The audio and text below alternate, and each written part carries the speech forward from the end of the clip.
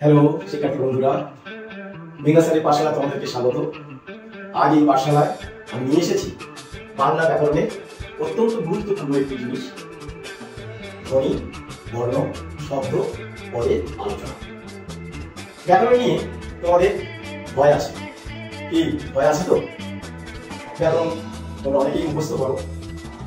ভিডিওটি স্কিপ না করে শেষ পর্যন্ত দেখো।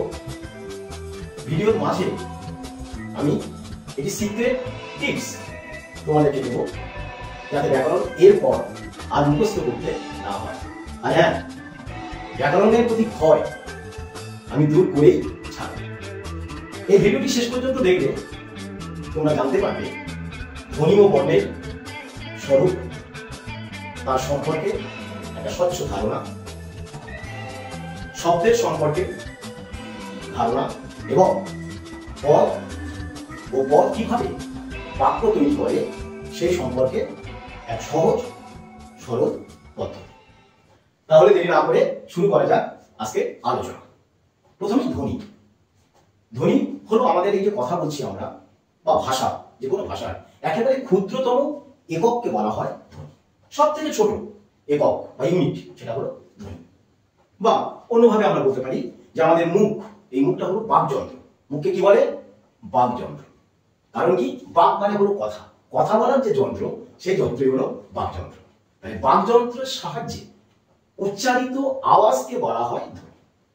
যে আমরা মুখ দিয়ে যে আওয়াজটা করছি, সেই আওয়াজটাকে আমরা বলছি ধ্বনি। এখন মুখ দিয়ে যে আওয়াজটা করছি মানে, যেমন আমরা যদি বলি অ, আ, ক, এই যে আওয়াজ করছি, এটাকে আমরা ধ্বনি বলছি। এরপর এই যে ধ্বনিটাকে যখন আমরা আওয়াজ করলাম, যেটা আমরা আওয়াজ করলাম সেটা ধ্বনি।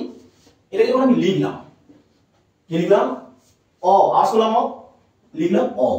আওয়াজিত রূপ অর্থাৎ উচ্চারিত রূপ হলো ধ্বনি, আর লেখ্য রূপ বা লিখিত রূপ হলো বর্ণ। তাহলে বর্ণ কাকে বলে?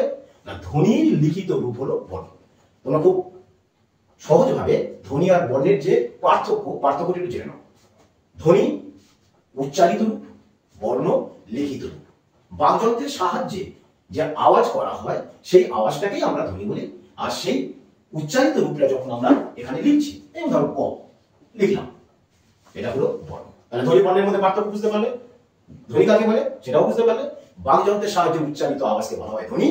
বর্ণ কাকে বলে? না, সেই ধ্বনির লিখিত রূপ হলো বর্ণ। এবার আমি ধ্বনি বা বর্ণ এদের একটু প্রকার ভেদটা বলে দিই। ধ্বনি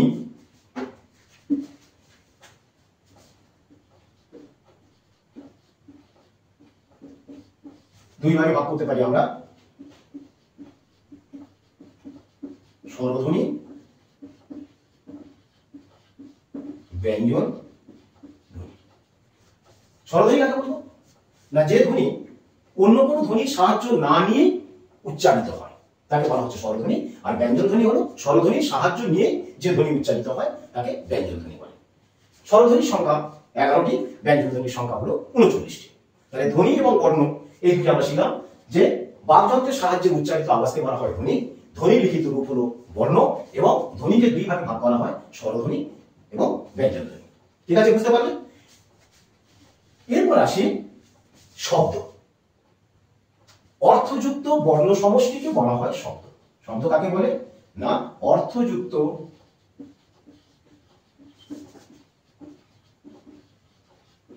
বর্ণ সমষ্টিকে শব্দ বলা হয়। দেখো, এটা মজার ব্যাপার। দেখো, আমি লিখলাম মন, কোন অর্থ আছে? না। এর সঙ্গে আমি আ যোগ করলাম, মা হল, মায়ের অর্থ আছে, তাহলে আমি এটাকে বলবো শব্দ। আবার দেখো, যদি আমি লিখি বা, অর্থ আছে? নেই। যা, বা যা, অর্থ আছে? কিছু একটা বাজাচ্ছে বা ইত্যাদি, সেটাকে বলা হচ্ছে, হ্যাঁ অর্থ আছে। এরপর দেখো আমি যোগ করলাম র, বাজার। তাহলে দেখো, বাজা পর্যন্ত এটা আমি শব্দ বলতে পারি। আবার যখনই আমি পুরো বাজার লিখলাম, সেটাও আমি শব্দ বলতে পারি, কারণ তার অর্থ আছে। অর্থ না হলে, একাধিক বর্ণ সমষ্টি পরপর বসলেও অর্থ যতক্ষণ না পর্যন্ত হবে ততক্ষণ পর্যন্ত আমি তাকে শব্দ বলতে পারবো না। এখানে দেখো, আমি মা লিখলাম, অর্থ আছে। এবার মায়ের পরে র দিলাম, র, মার, অর্থ আছে। আবার দেখো আ দিলাম, মারা অর্থ আছে। তাহলে দেখো যতক্ষণ না পর্যন্ত অর্থ আসছে একাধিক বর্ণ, ততক্ষণ পর্যন্ত আমি তাকে শব্দ বলবো না। আরেকটা উদাহরণ দিচ্ছি, যদি বলি, ভালো করে দেখবে, চে কোনো অর্থ নেই, আ কোনো অর্থ নেই, চে আ কোনো অর্থ নেই। যখনই আমি র যোগ করলাম তখন একটা অর্থ হয়ে গেল, তখন চেয়ার হয়ে গেল একটি শব্দ। তাহলে শব্দ কাকে বলছি আমি? অর্থযুক্ত বর্ণ সমষ্টি। তাহলে শব্দ হতে গেলে আমার কি কি লাগবে? বর্ণ সমষ্টি হতে হবে, এবং সেই বর্ণ সমষ্টি অর্থ থাকতে হবে, তবে শব্দ হবে। কি শব্দ বুঝতে পারলে? কাকে শব্দ বলে? অর্থযুক্ত বর্ণ সমষ্টিকে শব্দ বলে। অথবা এভাবে বলতে পারো যে কতগুলি বর্ণ একসঙ্গে বসে যদি একটি অর্থ প্রকাশ করে তখন তাকে শব্দ। ঠিক আছে, বুঝতে পারলে কি শব্দ কাকে বলে? এবার শব্দের একটা উদাহরণ দিলে বা দুটো উদাহরণ দিলে, বাজার, চেয়ার ইত্যাদি। এবার আসি আমরা এই শব্দগুলিকে কতগুলি ভাগে ভাগ করতে পারি, এটা নিয়ে আমি পরে একটা আলোচনা করবো, একটা ভিডিও বানাবো। এই শব্দের উপর শ্রেণী বিভাগ আছে অনেক, আমি শুধু একটু স্পর্শ করে যাচ্ছি। শব্দকে আমরা তিনটে ভাগে, আপাতত গঠনগত দিক থেকে, যেটা আমরা বাইরে থেকে দেখছি সেই দিক থেকে আমরা শব্দকে তিনটি ভাগে আমরা ভাগ করছি। একটি শব্দ হলো সরল, যৌগিক আর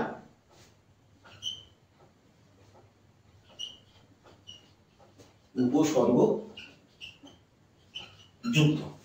এখন দেখো এই ব্যাকরণ বিষয়টা খুব গভীরভাবে না ভেবে একেবারে খুব সহজ সরল ভাবে ভাবার চেষ্টা করো।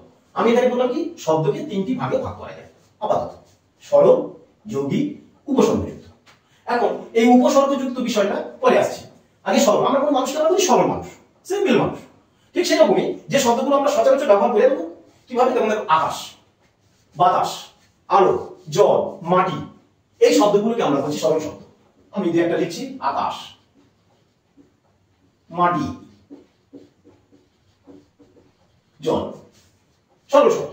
যৌগিক শব্দ, আমরা যৌগিক সংখ্যা মানে দুটো, যে সংখ্যা দুই দ্বারা বিভাজ্য। তাহলে যৌগিক সংখ্যার শব্দের মধ্যে আমরা দেখব দুটো শব্দ থাকবে, কিন্তু দুটো শব্দ থাকলেও একটি শব্দ রূপে আমরা ধরতে পারি। যেমন যদি বলি হাট বাজার, দেখো আমরা হাট একটা শব্দ জানি, ভালো করে দেখো, বুঝতে না পারলে তাহলে কমেন্ট সেকশনে বলবে। হাট একটা শব্দ, বাজার একটা শব্দ। তাহলে দেখো দুটো শব্দ একটা শব্দে পরিণত হয়েছে। এভাবে আমরা যৌগিক শব্দ বলতে পারি, হাট বাজার। বা যদি বলি একটা শব্দ আমি লিখছি, বইপত্র, দুটো শব্দ একটা শব্দে পরিণত হয়েছে। এই শব্দগুলো সাধারণত যৌগিক শব্দ বলা হয়। এই পরবর্তীকালে এটা নিয়ে বিস্তারিতভাবে আলোচনা করা যেতে পারে।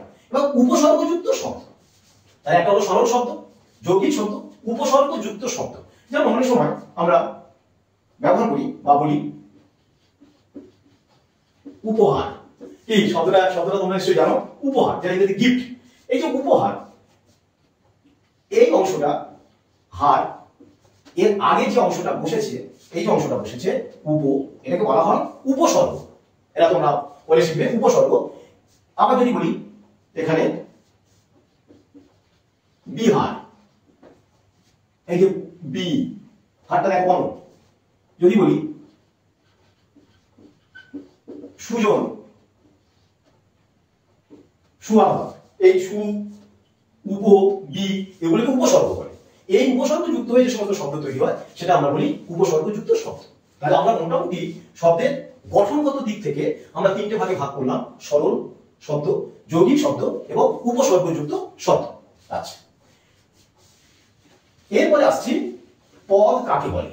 এই পদ জিনিসটা বোঝার আগে তোমাদেরকে একটুখানি অন্য কথা বলি। সেটা হলো, তোমরা প্রত্যেকে ব্যাকরণ বিষয়টাকে একটু বাস্তব জগতের সঙ্গে মিলিয়ে যদি পড়াশোনা করো তাহলে দেখবে ব্যাকরণ বিষয়টা অনেক সহজ হয়ে যাচ্ছে। কিভাবে? আমরা ধরে যাক এখানে আমি একটা এই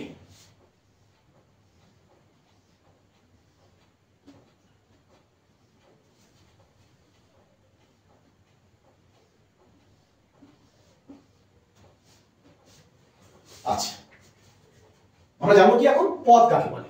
পদের আগের সংজ্ঞাটা আমি এখানে লিখি, তারপরে এই অংশে আসবো। পদ শব্দ যখন বাক্যে বসার যোগ্যতা পায় তখন তাকে পদ বলে। দেখো, শব্দ যখন বাক্যে বসার যোগ্যতা পায় তখন তাকে পদ বলে। শব্দ আমরা এর আগে জেনেছি। যদি বলি রাম একটা শব্দ, বাড়ি একটা শব্দ, যায় একটা শব্দ। এবার আমি যদি রাম বাড়ি যায় এটা যদি বাক্যে বলি, মানে নিজের মনে ভাবটা প্রকাশ করি, রাম বাড়ি যায়, তখন কিন্তু রাম বাড়ি যায় আর আলাদা করে তখন তারা শব্দ থাকলো না, তখন তারা পদ হয়ে গেল। কারণ কি? তখন তারা বাক্যে বসে গেছে। যদি বলি সে বিদ্যালয়ে যাচ্ছে, দেখো সে বিদ্যালয়ে যাচ্ছে, তাহলে সে একটা শব্দ, বিদ্যালয় শব্দ, যাচ্ছে একটা শব্দ, আমরা জেনেছি তিনটি শব্দ। কিন্তু আদতে কি এই তিনটি শব্দ? এটা কিন্তু বাক্যে বসে গেছে। আমি এখানে কি লিখেছি? শব্দ যখন বাক্যে বসার যোগ্যতা পায় তখন তাকে পদ বলে। তাহলে এটা তো একটা বাক্য, সে বিদ্যালয়ে যায়, আমার মনে ভাব প্রকাশ করেছে, তাহলে সে বিদ্যালয়ে যায়, এটা পুরোটাই বাক্য। যখন বাক্য হয়ে গেছে তখন সে শব্দ হবে না, সে তখন কি হয়ে যাবে? পদ। সে কি হয়ে গেল? তাহলে পদ। আমরা এখানে বলবো সে একটা জিজ্ঞাসা চিহ্ন দিয়ে সমান পদ যোগ পদ পদ। তার মানে তিনটি এখানে পদ আছে, কিন্তু পদটা হলো কিভাবে? বাক্যে ভাষার যোগ্যতাটা পেলো কিভাবে? কিসের মাধ্যমে বা কি যোগ করলে শব্দের সঙ্গে শব্দটা পদে পরিণত হয়েছে এবং বাক্যে এসে বসেছে? যে জিনিসটি যোগ করলে এই যে বসেছে তাকে বলা হয় বিভক্তি। তাই শব্দের পদের দ্বিতীয় সংজ্ঞাটা হলো বিভক্তি যুক্ত শব্দকে পদ বলা হয়। বিষয়টা কি? বিষয়টা কি এইভাবে ভাবো যে শব্দ সরাসরি বাক্যে বসতে পারে না। প্রত্যেক খাতায় লিখে নাও যে শব্দ সরাসরি বাক্যে বসতে পারে না, সেই যোগ্যতা শব্দের নেই। তাহলে শব্দ সেই যোগ্যতা অর্জন করে কি করে? কিভাবে না, শব্দের সঙ্গে যখন বিভক্তি, যার কোনো অর্থ নেই, একটা অর্থ চিহ্ন, যেমন কে, তে, এ, র ইত্যাদি, এইরকম বিভক্তি যখন শব্দের সঙ্গে যুক্ত হয়, যুক্ত হলে তখন সে বাক্যে বসার যোগ্যতা পায়। ধরো তোমরা এখন যে ক্লাসে পড়ো, কেউ ধরো 7 কেউ 8 কেউ 9 কেউ 10, তাহলে সে যখন কোন ক্লাসে যখন সে বসলো, স্যার যখন জিজ্ঞাসা করলো তুই কিসে পড়িস, সে বললো আমি ধরো 5ম শ্রেণীতে পড়ি বা 8ম শ্রেণীতে পড়ি। স্যার তখন বলছি তুই 8ম শ্রেণীতে পড়িস, তাহলে তোর যোগ্যতা কি, তুই 8ম শ্রেণীতে পড়ছিস? তখন কি করলো? 7 থেকে 8 ওটা তো 8ম শ্রেণীতে ছাত্রটি, সে তখন 7 এ পরীক্ষা দিয়েছিল, পরীক্ষা পাস করার যে মার্কশিট, সে মার্কশিটটি পরে দিনে নেবো, স্যার এই দেখুন এই মার্কশিট, এটাই আমার যোগ্যতা। তাহলে এখানেও তাই, শব্দ যখন বাক্যে বসছে তার যে যোগ্যতা, সেই যোগ্যতা হলো বিভক্তি যুক্ত হচ্ছে। এই জিনিসটা পরে তোমরা শিখবে, বিভক্তি যুক্ত হচ্ছে। বিভক্তিটা কি? কে, তে, অ, অন্তস্থ ইত্যাদি। এই বিভক্তি যুক্ত যখন হয় শব্দের সঙ্গে, তখন শব্দ এই বাক্যে বসে পড়ে। তাহলে এখানে কি আছে? শব্দের সঙ্গে তাহলে কি হবে? তাহলে সূত্রটা কি? শব্দ যোগ বিভক্তি সমান পদ। এটা একটি সূত্র। কি বুঝতে পারলেন? কি বিভক্তি তাহলে কাকে বলবো? না, বিভক্তি হলো যে শব্দের সঙ্গে যা যুক্ত হয়ে পদ তৈরি হয় তাকে বলা হয় বিভক্তি। দেখো এটা অঙ্কের মতো, একেবারে অঙ্কের মতো। বিভক্তি কাকে বলে? শব্দের সঙ্গে যা যুক্ত হয়ে পদ তৈরি হয় সেটাই হলো বিভক্তি। এখানে দেখো আমি এখানে জিজ্ঞাসা চিহ্ন দিয়েছি, তাহলে শব্দের সঙ্গে বিভক্তি যোগ হয় পদ, তাহলে সে একটি পদ, বিদ্যালয় একটি পদ, যা একটি পদ। তাহলে শব্দ তার সঙ্গে বিভক্তি যোগ হলো, তাকে আমরা পদ তৈরি করলাম। তাহলে এখানে তাই বললাম দুটো, এটা 1 নম্বর সংজ্ঞা, এটা 2 নম্বর সংজ্ঞা। তুমি এটা বলতে পারো শব্দ যখন বাক্যে বসার যোগ্যতা পায় তখন তাকে পদ বলে, আর বিভক্তিযুক্ত শব্দকে বলা হয় পদ। বুঝা গেছে? বিভক্তি কাকে বলে বুঝতে পারলে? বিভক্তি হলো একটি অর্থহীন চিহ্ন, একটি অর্থহীন চিহ্ন, যে অর্থহীন চিহ্ন শব্দের সঙ্গে যুক্ত হয়ে শব্দকে পদে পরিণত করে। বিভক্তি একটি অর্থহীন চিহ্ন। কি বুঝতে পারছো? বুঝতে পারলে বিভক্তি কাকে বলে? বিভক্তি হলো একটি অর্থহীন চিহ্ন যেটি শব্দের সঙ্গে যুক্ত হয়ে শব্দকে পদে পরিণত করে, তাকে আমরা বিভক্তি বলছি। পদ কাকে বলছি? বিভক্তিযুক্ত শব্দকে পদ বলছি, অথবা শব্দ যখন বাক্যে বসার যোগ্যতা পায় তখন তাকে পদ বলছি। এবার আসি এটা কেন বললাম, এই জিনিসটা কি, এটার জন্য এটা একটু এখানে দেখো, ধরা যাক আমরা তোমাদের যে বাড়ি দেখবে দেয়াল আছে, চারিদিকে দেয়াল আছে, এই যেমন এই অংশে আমি একটা করে এই দেয়াল দিয়েছি, এই একটা দেয়াল দিয়েছি। তাহলে দেয়ালে এগুলো কি? এগুলো হলো ইট, ইট ইট, এগুলো হলো ইট, ঠিক আছে। আচ্ছা, এবার দেখো এই এই যে একটা ইট, এই একটা ইট, এর মাঝে দেখবে দেয়াল যখন তৈরি হয় তখন এর মাঝে মশলা দেয়া থাকে। মশলার কাজ হলো এই ইটটা এবং এই যে দুটো ইট, ইটের মধ্যে সংযোগ স্থাপন করা, এই দুটোকে ধরে রাখা। এই মশলার কাজ হলো, এগুলো সব মশলা, এগুলো সব মশলা, মশলা, এগুলো সব মশলা আছে, এর কাজ হলো এগুলো ধরে রাখা। এবার যদি আমরা এই ইটটি, এই ইটটি, এই যে ইটগুলি আছে, এই ইটগুলোকে যদি আমরা প্রত্যেকটা ইট, এই প্রত্যেকটা ইটকে যদি আমি, এটা যদি আমি বলি শব্দ, ইটটা শব্দ, এইটা শব্দ, প্রত্যেকটা ইটের শব্দ বলি, এই মশলাটা হবে বিভক্তি। মশলাটা কি হবে? মশলাটা হবে বিভক্তি। তাহলে এই বিভক্তি হলে তাহলে এই অংশটা কি হবে? এই অংশটা হলো শব্দ, এই অংশটা হলো শব্দ, এই অংশটা হলো শব্দ, এই অংশটা হলো শব্দ। অর্থাৎ কি? এভাবে না লিখে আমি যদি বলি ইট সমান কি? শব্দ, মশলা সমান কি? বিভক্তি। তাহলে ভালো করে ভাবো, এইবার বলো তোমরা, আমি বলবো না, তোমরা বলবে। ইট যদি শব্দ হয়, মশলা যদি বিভক্তি হয়, তাহলে পুরো এই অংশটা, মানে এই যে একটা অংশ একটা দিলাম, এই একটা অংশ, এই দুটো অংশ, তাহলে আমি কি বলবো একসঙ্গে? আমার ইট হলো শব্দ, মশলা হলো বিভক্তি। তাহলে এই যে দুটো অংশ, পুরো এই অংশটা ইট হয়েছে, কি বলবো আমরা? তাহলে আমরা এই পুরো অংশগুলোকে আমরা কি বলবো? বাক্য। পুরো এই অংশটাকে আমরা বলবো বাক্য। কি বুঝতে পারলে? তাহলে বাক্য কাকে বলছি? না, অনেকগুলি শব্দ দেখো, একটা শব্দ, একটা শব্দ, একটা শব্দ, একটা শব্দ, একটা শব্দ, এই যে মশলা যুক্ত হয়েছে, বিভক্তি যুক্ত হয়ে একটা পদ হয়ে গেছে। সেই পদ যখন পর পর বসেছে, মনের ভাব প্রকাশ করেছে, তখন আমরা সেটাকে বলছি বাক্য। এবার আমরা আসি, এই যে পদ বললাম, এই তাহলে ইট হলো শব্দ, মশলা হলো বিভক্তি।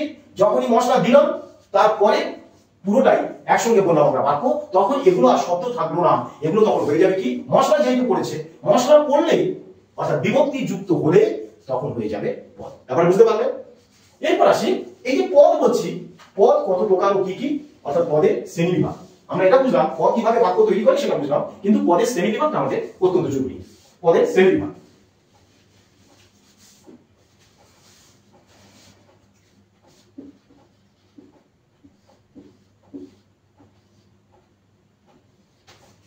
প্রথমে আসি বিশেষ্য, তারপরে হলো সর্বনাম, বিশেষণ, ক্রিয়া, অব্যয়। তাহলে পদ কত প্রকার আমরা দেখলাম? পদ দেখলাম 5 প্রকার: বিশেষ্য, সর্বনাম, বিশেষণ, ক্রিয়া, অব্যয়। দেখো একটু ভালো করে জেনে নাও, কারণ পরবর্তী সময় এটা তোমাদের খুব কাজে লাগবে। বিশেষ্য পদ কাকে বলে? যে পদের সাহায্যে বা যে পদের সাহায্যে কোনো নাম বোঝায়, যে কোনো নাম। আচ্ছা, আরেকটা কথা, প্রথমে আমরা ভাববে যদি বলে বিশেষ্য পদ কাকে বলে বা বিশেষ্য পদটা কি, প্রথমে চোখটা বন্ধ করবে, চোখটা বন্ধ করে আবার চোখ যখনই বন্ধ করছো তখন তুমি কিছুই দেখতে পাচ্ছ না, কিছু দেখতে পাচ্ছ না। চোখ খুলছো তখন সবই দেখতে পাচ্ছ। তাহলে যদি এভাবে বলি, আমি চোখের সামনে যা দেখতে পাচ্ছি, যা সমস্ত কিছু হলো বিশেষ্য পদ, কারণ তুমি যা দেখতে পাচ্ছ তার কোনো না কোনো নাম আছে, আর নাম থাকলে সেটা হলো বিশেষ্য পদ। তাহলে বিশেষ্য পদ কাকে বলবো? যে পদের সাহায্যে কোনো ব্যক্তি, বস্তু, জাতি, সমষ্টি, গুণ, শ্রেণী প্রভৃতির নাম বোঝায়, তাকে আমরা বলবো বিশেষ্য পদ। বুঝতে পারলে? তাহলে নাম বোঝালেই সেটা হবে বিশেষ্য পদ। এরপর আসি সর্বনাম পদ। বিশেষ্য পদের পরিবর্তে যে পদ আমরা ব্যবহার করি বা যে পদ ব্যবহৃত হয় তাকে আমরা সর্বনাম পদ বলি। এবার আস্তে আস্তে আমি এখানে একটু লিখি। যদি বলি রাম বিদ্যালয়ে যায়, সে প্রতিদিন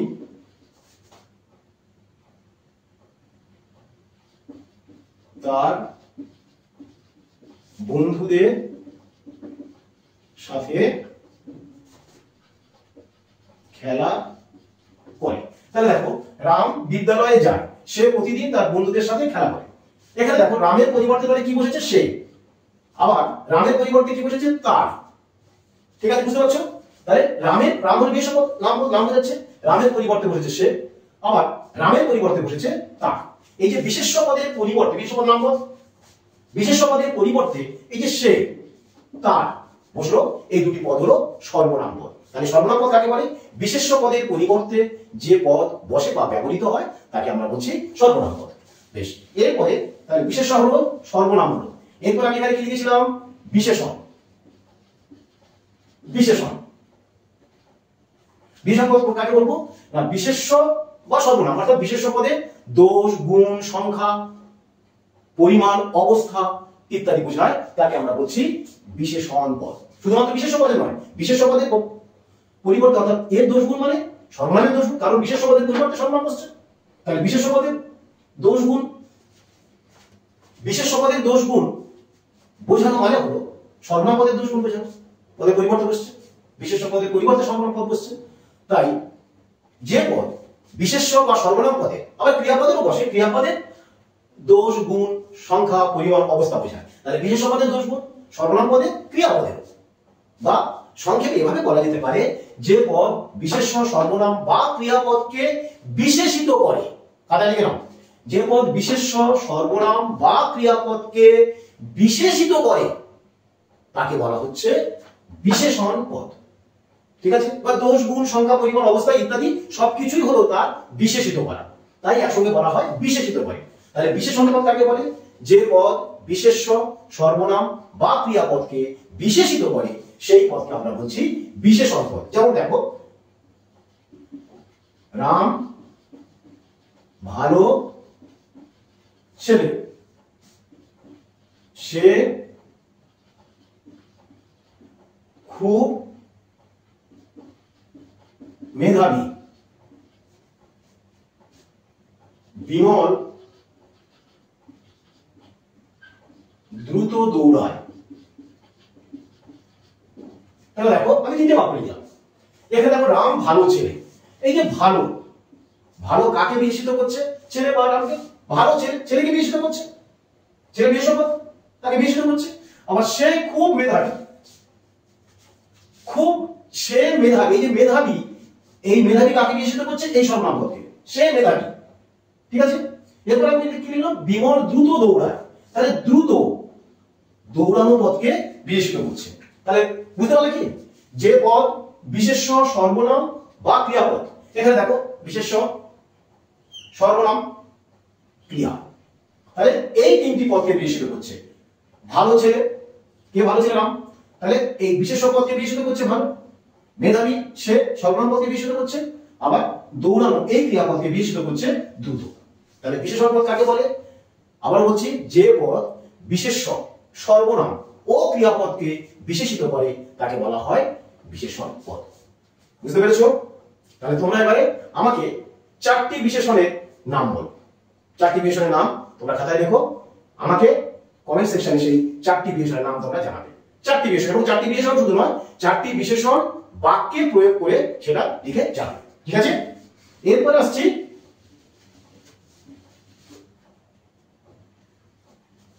ক্রিয়াপদ। ক্রিয়াপদ, ক্রিয়াপদ মানে কি? যে পদের সাহায্যে কোনো কাজ করা যায়, যে কোনো কাজ। এই যে আমি তোমাদের সঙ্গে কথা বলছি, আলোচনা করছি, পড়াচ্ছি, এটাও একটা কাজ, এটাকে ক্রিয়াপদ। তোমরা যে শুনছো, এটাও একটা কাজ, এটাও ক্রিয়াপদ। অর্থাৎ যে পদের সাহায্যে কোনো কাজ করা বোঝায় তাকে বলা হচ্ছে ক্রিয়াপদ। তাহলে ক্রিয়াপদ আমরা কি লিখতে পারি? ক্রিয়াপদ আমরা এভাবে লিখতে পারি, যে পদের সাহায্যে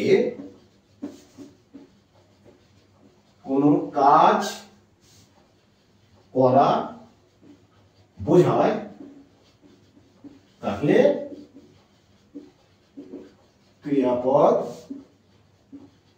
বলে। তাহলে কাজ করা মানে হলো ক্রিয়াপদ, যে পদের সাহায্যে কোনো কাজ করা বোঝায়, যে কোনো কাজ, তাকে আমরা ক্রিয়াপদ বলি। খাওয়া, ঘুমানো, ছবি দেখা, পড়ানো, দৌড়ানো, সাঁতার কাটা, মানে যে কোনো কাজ। আমরা সকালে ঘুম থেকে উঠছি, ঘুম থেকে ওঠাটা ক্রিয়াপদ। আবার সারাদিন নানা রকম কাজ করছি, রাত্রে আমরা ঘুমাতে যাচ্ছি, সেটাও ক্রিয়াপদ। অর্থাৎ ক্রিয়া দিয়েই আমাদের সকালে ঘুম থেকে ওঠা, আবার ক্রিয়া দিয়েই আমরা ঘুমাতে যাওয়া, এটা হলো ক্রিয়াপদের উদাহরণ।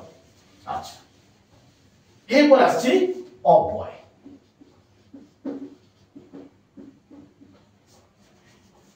দেখো অব্যয় পদের প্রসঙ্গে একটা গল্প করি।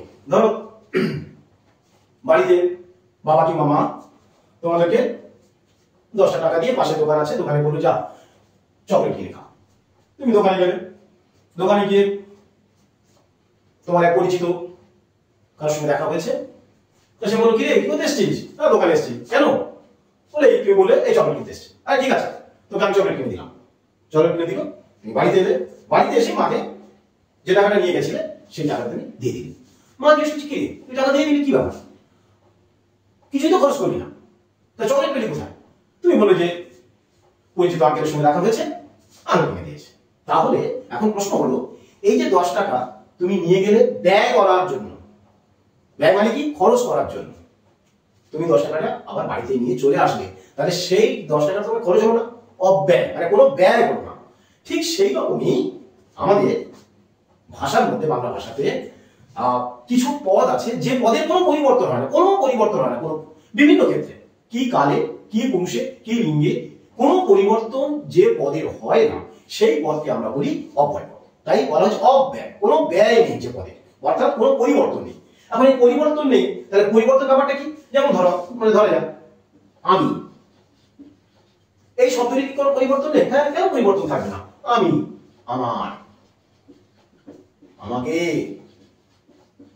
দেখো পরিবর্তন হচ্ছে। তাহলে আমি থেকে আমার, আমাকে পরিবর্তন হচ্ছে। আবার যদি বলি ক্রিয়াপদ যদি দেখি পরিবর্তন কি?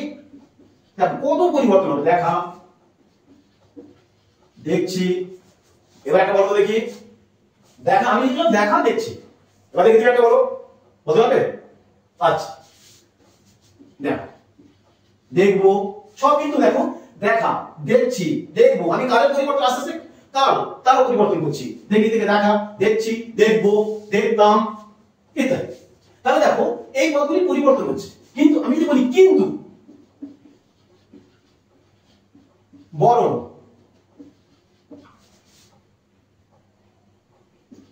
তোমাদের খুব কাজে লাগে, এবং, কিন্তু, বরং, এবং, এগুলোর কি কোনো পরিবর্তন হয়? যদি, তবে, এগুলোর কোনো পরিবর্তন হয় না। তাই এই যে অপরিবর্তনীয় যে পদগুলি থাকে, যার কোনো পরিবর্তন হয় না যে পদে, সেই পদগুলিকে আমরা কি বলি? অব্যয় পদ। তাহলে অব্যয় পদ কাকে বলে? সংজ্ঞাতে বলা হয়, কি লিখবে দেখো, বিভক্তি বচন পুরুষ কাল লিঙ্গে যার কোনো পরিবর্তন হয় না,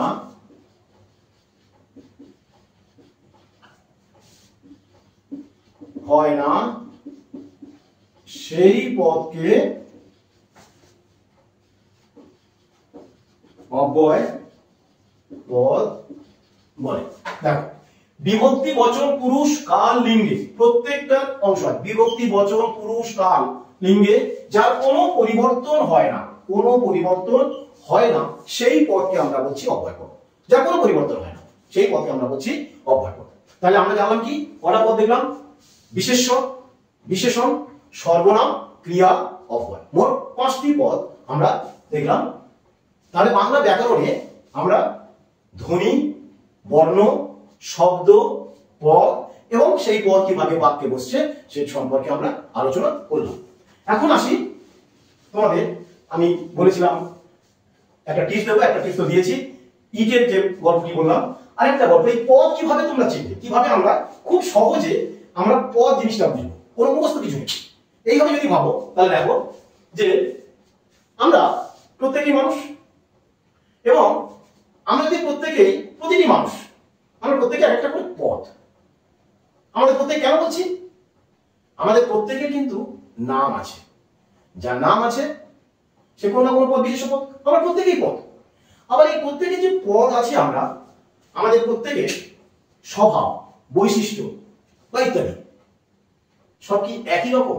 কেউ ভালো, কেউ মন্দ, কেউ ধনী, কেউ দরিদ্র। আবার তোমরা দেখো, তোমরা ক্লাসে কেউ প্রথম, কেউ দ্বিতীয়, কেউ তৃতীয়, কেউ চতুর্থ, এভাবেই হবে। তাহলে দেখো আমাদের যেমন প্রত্যেকের নাম আছে, আবার নামের পরিবর্তে, আমাদের নামের পরিবর্তে আরেকটা কিছু নাম আছে। তাই আমরা যেমন একদিকে যেমন আমরা বিশেষ্য, তেমনি আবার অন্যদিকে আমরা কিন্তু সর্বনাম। যদি বলি আমি, আমার নাম আছে, তাহলে আমার নামের পরিবর্তে কোনো একটা শব্দ বসানো যেতে পারে। যদি আমার নাম হয় বিমল, তাহলে বিমল বাড়িতে যায়, সে প্রতিদিন বাজার করে, তাহলে নামের পরিবর্তে আসছে বিমলের পরিবর্তে। আবার বিমল ভালো না খারাপ, ধনী না দরিদ্র, মেধাবী নাকি বোকা, এটা আমরা বলতে পারি। তাহলে কি কি জানলাম? বিশেষ্য জানলাম, একজনের মধ্যে বিশেষ্য জানলাম, সর্বনাম জানলাম, বিশেষণ জানলাম। এবার আমরা প্রত্যেকেই ওই যে বললাম, ঘুম থেকে ওঠা পর থেকে আমরা রাতে ঘুমাতে যাওয়া পর্যন্ত নানা রকম কাজ করি, আমরা যে অ্যাকশন মোডে থাকি, এটা হলো ক্রিয়াপদ। আর আমরা সমাজবদ্ধ মানুষ, সমাজে বেঁচে থাকতে গেলে আমাদের সকলের সঙ্গে মিলেমিশে থাকতে হয়। সে আমাদের পরিবারে হতে পারে, সমাজ জীবন হতে পারে, বৃহত্তর জীবন হতে পারে, সকলের সঙ্গে মিলেমিশে থাকতে হয়। এই যে সকলের সঙ্গে মিলেমিশে কিভাবে আমরা মিলেমিশে থাকবো, তার কিন্তু কোনো পরিবর্তন নেই। হ্যাঁ, হতে পারে আমাদের মধ্যে যে সম্পর্ক, সেই সম্পর্কে সামান্য কিছু এদিক ওদিক হতে পারে, পরিবর্তন হতে পারে, কিন্তু সেই পরিবর্তন কিন্তু পরিবর্তন নয়। কি পরিবর্তন হতে পারে? আমার মনে দুঃখ হতে পারে, আমার মনে ভালোবাসা আসতে পারে, আমার মধ্যে আনন্দ হতে পারে, কিন্তু এই দুঃখ, ভালোবাসা, আনন্দ এটা কিন্তু কোনো পরিবর্তন হয় না। এই দুঃখ, ভালোবাসা, আনন্দ চিরন্তন সত্য, এটা অব্যয়, এর কোনো পরিবর্তন নেই। আমার মনে যে দুঃখ আছে, আমার যদি অন্য কোনো জায়গায় নিয়ে যাওয়া হয়, সেই দুঃখটাই আমার মধ্যে থাকতে পারে। মানুষের মধ্যে দুঃখ, ভালোবাসা সব মানুষের মধ্যে আছে, যাদের যে জিনিসের কোনো পরিবর্তন হয় না, মানে সেটা অব্যয় পথ। একই মানুষের মধ্যে 5টি পদ, অর্থাৎ আমরা যে 5টি পদ বললাম, সেই 5টি পদ থাকে। কি বুঝতে পারলে? অর্থাৎ সে বিশেষ্য, তার পরিবর্তে আমার এই নামের পরিবর্তে কিছু না কিছু নাম আমার আছে, কিছু না কিছু আছে। আমি ওই আমি বললাম বিমল যদি আমার নাম হয়, আমার নাম যদি মেঘনাথ হয়, তাহলে মেঘনাথের পরিবর্তে কি হবে? সে সর্বনাম। তার মধ্যে কিছু বিশেষিত আছে, সেই বিশেষণ, সে ভালো মন্দ, ধনী দরিদ্র কিনা, সে প্রতিদিন সকালে প্রতিদিন নিয়ত সে কাজ করছে, সেই কাজ করা হলে ক্রিয়া। আর যে জিনিসগুলো প্রতিটি মানুষের মধ্যে থাকে, প্রেম, ভালোবাসা, দয়া, মায়া, স্নেহ, মমতা, যার কোনো পরিবর্তন নেই, সেটি হলো অব্যয়। এইভাবে বাংলা ব্যাকরণের পথটা তোমরা সুন্দরভাবে এরকম ভাবে যদি ভাবো, তাহলে দেখবা আর কোনো মুখস্থ নেই, কোনো ব্যাকরণের প্রতি কোনো ভয় পাওয়ার কিছু বোধহয় থাকবে না। কি ব্যাকরণ ভয় পাচ্ছ? পাচ্ছ না তো? মুখস্থ একদম, ব্যাকরণ একদম মুখস্থ করবে না। ব্যাকরণের সমস্ত জিনিস তোমার চারপাশে, তোমাকে নিয়ে, তোমার চারপাশে নানা রকম যে ঘটনা, নানা রকম যে সংস্কৃতি চলছে, যা কিছু আছে, যা কিছু উদাহরণ তুমি চোখে দেখতে পাচ্ছ, সব ব্যাকরণের মধ্যে একসঙ্গে এক মিলনের মোহনায় তাদেরকে আনা যায়, এবং আমি ব্যাকরণের ক্লাসে সেগুলো সব নিয়ে আসবো। তাহলে আজ এই পর্যন্ত থাক। তোমরা আজকে এই ক্লাসে তোমরা কি শিখলে আমাকে বলো দেখি। কি প্রথমে আমি কি শিখেছো? কমেন্ট সেকশনে জানাবে কি কি শিখলে। আমরা আজকে যেটা শিখলাম সেটা হলো ধ্বনি কাকে বলে, বর্ণ কাকে বলে, ধ্বনি বা বর্ণের শ্রেণীবিভাগ। আমি ধ্বনি শ্রেণীবিভাগটা এখানে, বর্ণের শ্রেণীবিভাগটা খুব একেবারে সাধারণটা ভাবে বলেছি, কারণ এটা নিয়ে অনেক বড় একটা আলোচনা করা যায়, বা এই শব্দ নিয়ে আলোচনা করা যায়, পদ নিয়েও আলোচনা করা যায়। তাই এই আলোচনাগুলো আমরা আলাদা আলাদা ভাবে এরপরে আমি কোনো আলোচনা তোমাদেরকে নিয়ে আসবো।